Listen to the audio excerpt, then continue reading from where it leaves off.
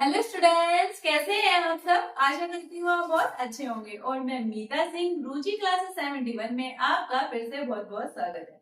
तो जैसे हम स्टार्ट किया है, हमने अपना संस्कृत, मैंने आपको 2 क्लासें दी भी हैं और हमारी ये नेक्स्ट क्लास है। हमने क्या पढ़े थे उसमें, हमने पढ़े थे माहेश्वरी सूत्र। मैंने आपको बताया था माहेश्वरी सूत्रों का हमारे निर्माण कैसे हुआ था, और फिर मैंने आपको बताया था हमारे माहेश्वरी सूत्र कितने होते हैं। लेकिन मैं आज आपको याद कराऊंगी और उसी से हमने क्या लिए, अपनी वर्णमाला ली है। इससे आपको पता है बहुत सारे हमारे क्वेश्चन बनते हैं वर्णमाला से। जैसे हिंदी वर्णमाला में हमारे काफी क्वेश्चन बनते हैं, ऐसे ही हमारी संस्कृत की वर्णमाला से बहुत ही क्वेश्चन बनते हैं।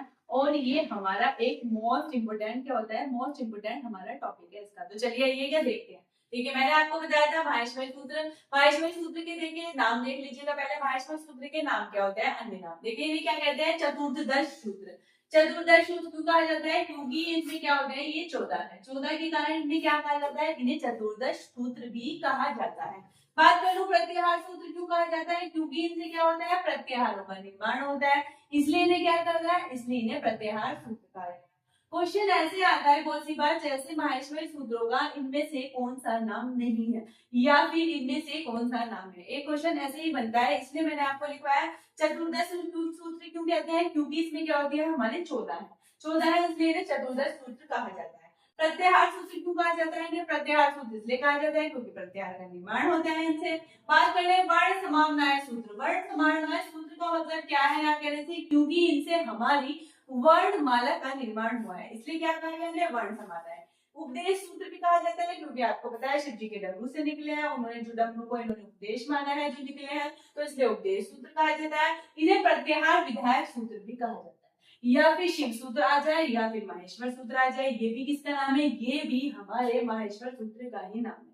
तो ये तो हुए इनके नाम। तो चलिए एक बार हम याद करते हैं। देखिए माहेश्वर सूत्र याद करनी बहुत जरूरी है, क्योंकि अगर आप याद नहीं करेंगे तो हम संधि नहीं कर पाएंगे, आपको ये नहीं पता चलेगा प्रत्याहार क्या है, फिर आगे का अगर बेस है ये हमारा, तो बेस तो आपको मजबूत करना ही पड़ेगा। चलिए याद करते हैं आएगा। आ ई ऊ है। देखिए पहले मैंने आपको क्या बताया था, आप 4 याद कर लीजिएगा। कैसे याद कर लीजिएगा, आ ई ऊणा, री लेक, ए ओंगा, आई ओचा। मैंने आपको क्या बताया, ये 4 हम याद करेंगे। जिसको याद नहीं है, देखिए जिसको पहले से याद है उसकी तो कोई बात ही नहीं है, बट जो स्टार्टिंग से ही जो पहली बार ही संस्कृत पढ़ रहा है उसको क्या करना है, 4 याद करना। आ ई ऊणा, री लेक, ए ओंगा, आई ओचा। ये क्या है, मैंने आपको बताया था इनमें क्या है, ये हमारे स्वर है। यानी कि 1 से लेकर 4 तक हमारे क्या, किनकी बात कर रही है, 1 से लेकर 4 तक हमारे स्वरों की बात कर रही है। जैसे आपको पता है हमारे हिंदी में स्वर कितने होते हैं, हिंदी में स्वर हमारे कितने होते हैं, हमारे 11 स्वर होते हैं। बट यहाँ पर हमारे स्वर कितने हैं, यहाँ पर हमारे स्वर 9 है। कौन कौन से हैं यहाँ पर, ए ई। देखिए इसमें आप इससे देख लीजिएगा, यहाँ पर ए ऐसे लेके मैंने आपको बोला 4 तक, यानी 1 से लेके यहाँ तक क्या है, 4 तक है। तो ए ई उ ये क्या होता है, ये होता है, मैंने आपको बताया था इत संज्ञक वर्ण। इत संज्ञक वर्ण क्या होते हैं, इत संज्ञक वर्ण का जो होता है प्रयोग, ये हमारे प्रत्याहार बनाने में यूज होते हैं। लेकिन जब आप इनकी काउंटिंग करेंगे तब ये यूज नहीं होंगे, यानी कि गिनती में ये हमारे नहीं आते। तो यहाँ पर देखिए मैंने आपसे कहा था 1 से लेके हमारे 4 तक स्वर होते हैं। तो स्वर कौन कौन से हो गए, आप अगर इस वाले को, इसको आप काउंट नहीं करेंगे, इनको काउंट नहीं करेंगे, ठीक है। अब देखिए आप काउंट कीजिएगा कैसे होगा, ए ई उ, ठीक है, री ए ओ आई ए आई, सॉरी आई और औ, ये कितने हो गए, यहाँ पर हमारे कितने स्वर हो गए, यहाँ पर हमारे 9 स्वर। तो देखिए क्वेश्चन में आता है 1 से 4 तक हमारे स्वर है माहेश्वरी सूत्रों में। अगर आपसे पूछे 1 से 4 के सूत्र में हमारे किसे दिया गया है, तो हमारे स्वरों को दिया गया, और हमारे स्वर भी कौन से हैं, हमारे स्वर ए ई उ रे ली। आपको पता है इसमें ना री नहीं आता, हमारी हिंदी में नहीं आता ना री, लेकिन संस्कृत में आता है ए ओ आई औ। ये आते हैं कितने हो गए हमारे 9। तो ठीक है, अगर स्वर को मैंने आपको उस दिन बताया था कि हम स्वर को क्या बोल सकते हैं, स्वर को हम अच बोलते हैं। अच क्यों बोलते हैं, देखिएगा यहाँ ऐसे स्टार्ट किया और यहाँ तक च, आपको पता है पहले वाला स्टार्ट करके और यहाँ तक, यानी कि इसको अगर मैं शॉर्ट फॉर्म में बोलूं, मैं सारे 9 स्वर ना बोल के मैं आपको कहूँ अच, तो आप समझ जाइएगा कि मैं किसकी बात कर रही हूँ। यहाँ पर मैं बात कर रही हूँ स्वर के बारे में, ठीक है। तो इसलिए प्रत्याहार के निर्माण में हमारी ये इत संज्ञक वर्ण यूज होते हैं, बट क्या होता है, लेकिन ये गिनती में हमारे काउंट नहीं होते। अब देखिए जैसे बात की यहाँ तो हुई मैंने 1 से लेके 4 तक की, आ ई ऊना री लेकर ए ओंगा आई ओजा, हुई बात इतनी। अब देखिए 5वें से लेके 6ठे में आते हैं, 5वें से 6ठे में क्या दे रखा है, देखिए 5वें में दे रखा है ये वे रेट है और लैंड है। तो आपको देखिए इसमें क्या है, हमारे जो 1 से लेके 4 तक, पहली तो बात आपको ये रखनी है, 1 से लेके 4 तक हमारे क्या है, यहाँ पर हमारे स्वर है। 1 से लेके 4 तक के सूत्रों में हमारे स्वर दे रखे हैं। बात करूं यहाँ पर 5 से लेकर 14 सूत्रों में क्या दे रखे हैं, यहाँ से लेके यहाँ तक हमारे सारे क्या दे रखे हैं, व्यंजन। क्या दे रखे हैं, व्यंजन दे रखे हैं, ठीक है। व्यंजन को हम क्या बोलते हैं, हम स्वर को बोलते हैं। अच्छा देखिए मैंने यहाँ पर लिखा है 1 से लेके 4 तक तो स्वर की बात होगी, स्वर कितने होते हैं, ये भी क्वेश्चन आता है। यहाँ पर संस्कृत में तो कितने होते हैं, हमारे 9 होते हैं। और स्वर को आप क्या कह सकते हैं, स्वर को आप कह सकते हैं अज। मैंने बताया आपको अज क्यों कह सकते हैं। बात कर लेते हैं, मैंने आपसे कहा 5 से 14 सूत्र, यानी कि 5 से लेकर 14 सूत्रों तक क्या हो जाते हैं, हमारे यहाँ पर आते हैं व्यंजन वर्ण। व्यंजन वर्ण आते हैं, व्यंजन वर्ण कितने होते हैं, तो हमारे 33 यहाँ पर क्या हो जाते हैं, व्यंजन वर्ण होता है।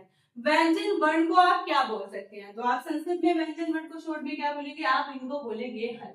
हल मैंने आपको बताया क्यों बोलेंगे, क्योंकि देखिए यहाँ पर है से स्टार्ट होकर, यहाँ पर है से स्टार्ट होकर और यहाँ पर क्या आ जाए लास्ट ले, तो ये पहला वर्ड और अंतिम वर्ड, तो क्या होगा, इससे हमारा ये प्रत्याहार बनता है। मैंने आपको बताया कोई इतनी संज्ञक वर्ड का यूज हम सिर्फ प्रत्याहार बनाने में करते हैं, लेकिन उनको हम काउंट नहीं करते। अब बात कर लेते हैं, इतनी बात होगी हमारे, तो पांचवें से छठे सूत्र में हमारे क्या है, 5वें से 6 में हमारे अंतस्थ व्यंजन आते हैं, अंतस्थ व्यंजन आते हैं। और अंतस्थ व्यंजन अगर मैं आपसे कह के पूछूंगी ना यण क्या है, तो यण को क्या अंतस्थ व्यंजन को हम यण बोलते हैं। यण क्यों बोलते हैं, क्योंकि देखिए यहाँ पर देखिए यह है, यहाँ पर आपने क्या लिया, यह मैंने लिया, यह और ये मैंने लिया ण, ठीक है, यह और ण लिया, तो इसलिए क्या होगा, शॉर्ट में क्या होगा, इसको यण बोलेंगे। तो ये कितने होते हैं, ये हमारे 4 होते हैं। कौन कौन से होते हैं, यह व, कौन कौन से होते हैं, यह व। संख्या पूछे तो कितनी आ जाएगी, संख्या आ जाएगी यहाँ पर हमारी 4 आ जाएगी। स्वर की संख्या हमारी 9 हो जाती है, हल की संख्या हमारी 33 हो जाती है। अगर मैं बात करूं अंतस्थ व्यंजन की तो कितनी हो जाती है, वो होती है हमारी 4। अब बात करते हैं 7वें सूत्र की बात, इयम गणना। इयम गणना में क्या होता है, 7वें सूत्र में हमारे क्या होते हैं, पंचम वर्ण आते हैं, वर्ग के पंचम वर्ण। पंचम वर्ण कैसे, जैसे क ख ग घ अंगा, लास्ट में आएगा च छ ज झ इया, ट ढ ढ ढ ण, त थ ध ध न, यानी कि लास्ट का, ठीक है, जैसे इसमें दे रखा है प फ भ भ म, ठीक है। तो लास्ट के वर्ड आए ना तो उन्हें बोलते हैं पंचम वर्ड, यानी कि जो 5वें नंबर पे आते हैं वर्ग से स्टार्ट होकर हमारे कवर्ग चवर्ग टवर्ग तवर्ग पवर्ग, इनमें, ठीक है। तो मैं यहाँ पर बात कर रही हूँ, यहाँ पर 7वें में पंचमाक्षर होते हैं, इन्हें क्या करते हैं, शॉर्ट में अगर आप इन्हें बोलेंगे तो मैं क्या बोलूंगी, इन्हें बोलेंगी यम बोलूंगी, ठीक है। यहाँ पर लिखेंगे और ये कितने होते हैं, ये होते हैं हमारे 5। अगर आपसे इनकी संख्या पूछी जाए तो 5 बता दीजिएगा, और कौन कौन से होते हैं तो हमें 1 दिया। तो मेन अगर आपको माहेश्वरी सूत्र याद करने हैं तो सबसे पहले देखिए प्रत्याहार, आपको माहेश्वरी सूत्र याद होंगे तो प्रत्याहार तो आप एकदम बना लेंगे, उसको देखते हैं। चलिए अब बात कर लेते हैं, ये 7 तक की बात हुई। देखिए 8वें में क्या दे रखा है, झबय और दे रखा है घटदश। तो हमारे 8 से 9वें में वर्ग के क्या आते हैं, चतुर्वर्णों को रखा गया है। चतुर्वर्ण कौन से रखे गए हैं, देखिए 8 से लेकर 9 तक। जैसे मैंने कहा आपको च छ ज झ, झा क्या आता है 4थे नंबर पे, इसलिए क्या बोला है, इन्होंने वर्ग के चतुर्वर्णों को रखा गया है, जिसे आप क्या बोलते हैं, झष। अगर मैं आपसे बोलूं झषि क्या है, तो आप क्या बोले, वर्ग के इस पे क्या रखे गए हैं, हमारे चौथे वर्णों को रखा गया है। ये कितने हैं, ज भ घ ड़ द, ये कितने हैं, इनकी संख्या भी हमारी कितनी हो जाती है, संख्या से पूछेगा तो 5 हमारी इनकी संख्या हो जाती है। अब बात कर लेती हूँ मैं यहाँ पर 10वें नंबर पे, 10वें नंबर पे जब गण दश, ये क्या है, वर्ग के हमारे तृतीय वर्ण आते हैं। तृतीय वर्ण कैसे आते हैं, मैंने आपको बताया च छ ज, जा क्या होगा तीसरा वर्ण, प फ ब, बा क्या होगा तीसरा वर्ण, तो वर्ग के तीसरे वर्ण आते हैं, इन्हें क्या बोलते हैं, जश प्रत्याहार में आते हैं। कौन से प्रत्याहार में, जश में आएंगे, और कितने होंगे, ये भी हमारे 5 हो जाएंगे। इनकी संख्या